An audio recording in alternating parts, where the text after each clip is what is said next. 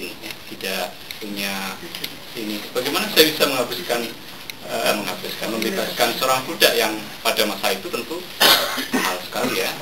Saya tidak tahu berapa. Maka akhirnya hukumannya diperingan lagi, sehingga akhirnya pada satu titik ya, karena memang dia masih dalam taraf itu, dia dibebaskan dari sanksi apapun dengan pesan jangan diulangi, jangan diulangi. Nah, seperti itu. Tapi kalau sekarang Pak, kejadian misal kayak itu gimana? Percaya siapa gitu. 2 bulan puasa. 2 bulan puasa. Nggak apa-apa 2 bulan puasa. Sekarang kan kita nggak ada budak, nggak ada duit misalnya. Ini kan puasa. Iya puasa. Kekuatan puasa juga nggak ada, Pak.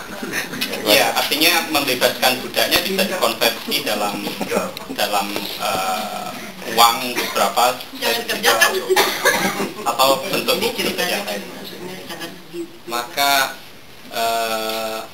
saya kebetulan membawa print outnya kitab Al-Mizanul Kubro,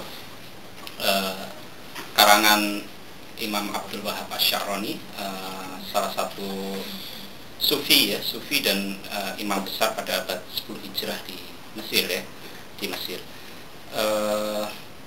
Al-Mizanul Kubro itu artinya timbangan yang agung, yang besar ya.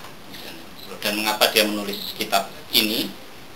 Karena pada waktu itu umat Islam itu berselisih pandang mengenai perbedaan mazhab.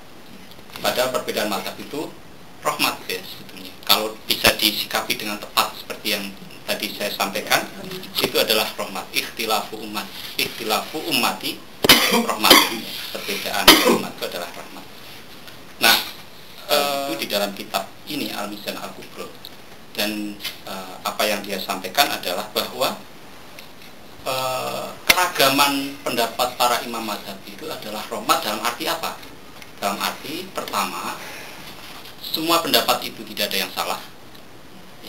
Semua pendapat imam mazhab itu tidak ada yang tidak diistimbatkan dari Al-Quran dan Al-Hadis. Ya. Diistimbatkan itu apa kan artinya, Pak? Artinya didasarkan dari